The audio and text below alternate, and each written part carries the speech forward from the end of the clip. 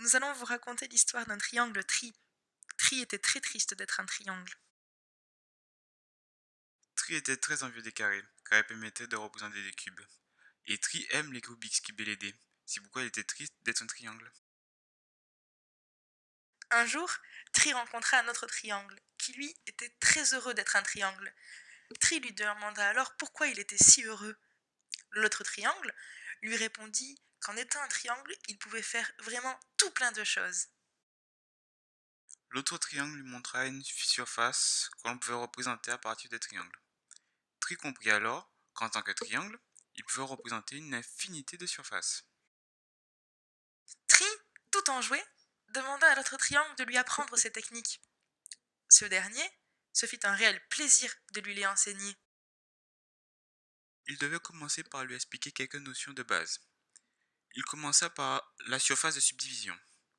Une surface de subdivision est une façon de créer des surfaces lisses développant de plus en plus un maillage linéaire par morceau.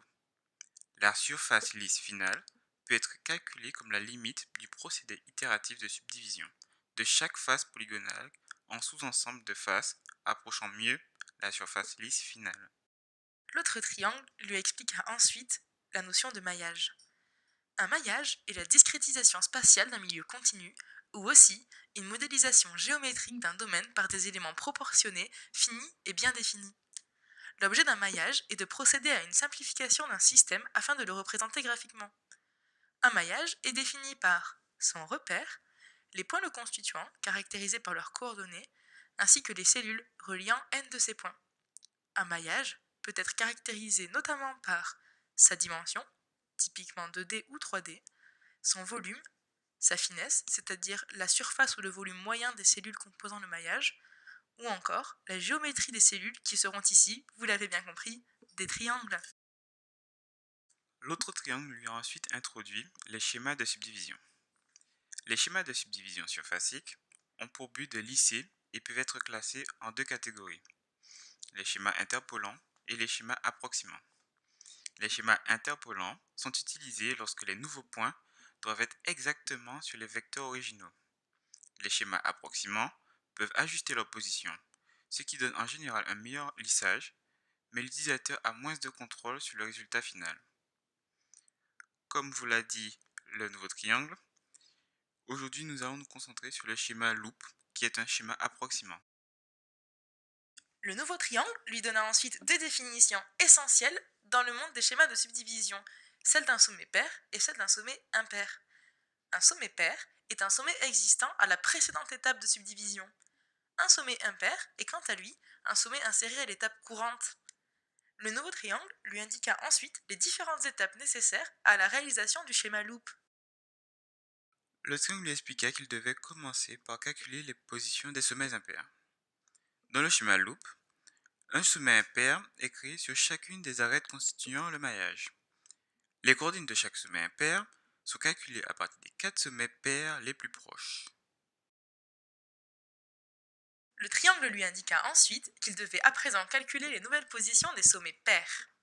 En effet, dans le schéma loop, même les sommets pairs bougent. Les nouvelles coordonnées de chaque sommet pair sont calculées à partir de l'ensemble des sommets voisins.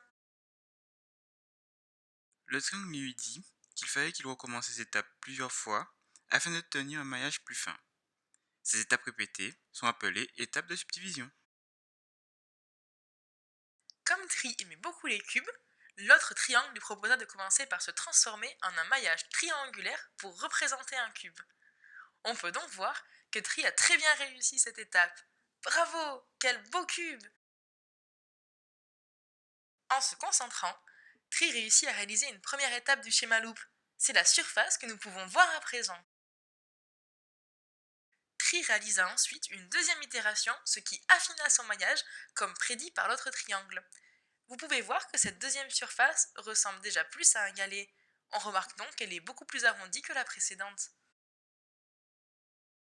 Tri réalisa également une troisième itération que vous pouvez à présent observer.